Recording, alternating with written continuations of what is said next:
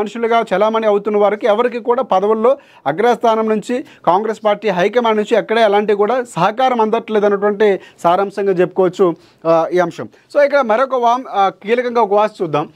PCC చీఫ్గా శ్రీధర్ బాబు అన్నటువంటి వార్త, అది కూడా ఒక ప్రశ్నార్థకరంతో ఒక వార్త ఇక్కడ ప్రచురితమైంది.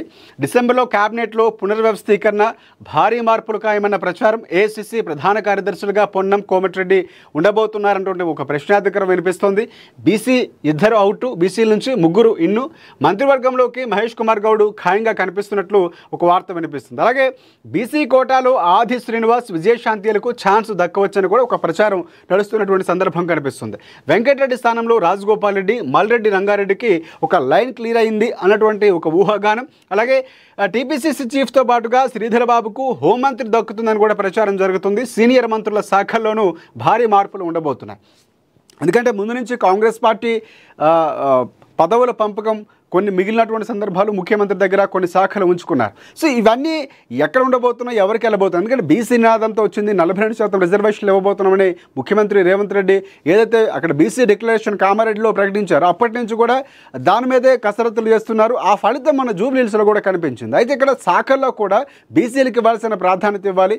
ఎవరైతే బాగా పనిచేయట్లేదో వాళ్ళ మార్పులు చేర్పులు ఒక క్లియర్గా, అంటే 2028లో ఎన్నికలే గెలిపే లక్ష్యంగా ముందుకు వెళుతుందా కాంగ్రెస్ పార్టీ అంటే ఖచ్చితంగా. ఎందుకంటే నేతలు సమన్వయం చేసుకోవడం, ఎవరైతే అసంతృప్తితో ఉన్నారో గతంలో ఇప్పుడు వాళ్ళే సంతృప్తి పరిచే విధంగా కొన్ని మార్పులు చేర్పులు చేయబోతున్నారు.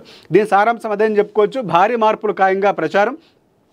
ఇక్కడ పొన్నం కోమటిరెడ్డి ఏఐసిసి ప్రధాన కార్యదర్శులుగా ఉండబోతున్నారన్నటువంటి వార్తలు వినిపిస్తున్నాయి. సో ఒక రకంగా పొన్నం కోమటిరెడ్డి 2 మంత్రి పదవుల్లో ఉన్నారు. సో ఇక్కడ 2 బీసీలే. సో ఇక్కడ ఆప్షన్ చూసుకుంటే బీసీ నుంచి 2 అవుట్. ఎవరు అవుట్ అనేది కూడా చాలా కీలకం కాబోతుంది.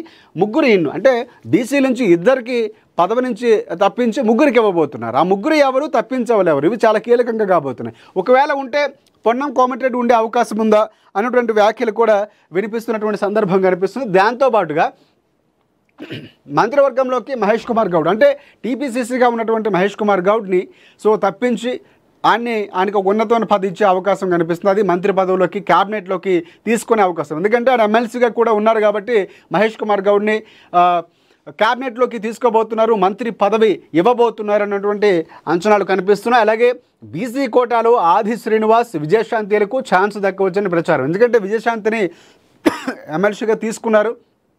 అనూహ్యంగా ఆమె పేరు మహిళా కోటా కిందనో లేకపోతే ఏసీసీగా వచ్చినటువంటి మీనాక్షి నటరాజన్ వచ్చిన తర్వాత విజయశాంతి యాక్టివ్ అవ్వడం సందర్భం కనిపించింది. ఎందుకంటే కాంగ్రెస్ పార్టీ ఎన్నికలకు ముందు ఆమె కాంగ్రెస్ పార్టీలో జాయిన్ అయినా కూడా ఎక్కడ కూడా కనిపించినటువంటి సందర్భాలు గెలుపు తర్వాత స్తబ్దుగానే ఉన్నారు.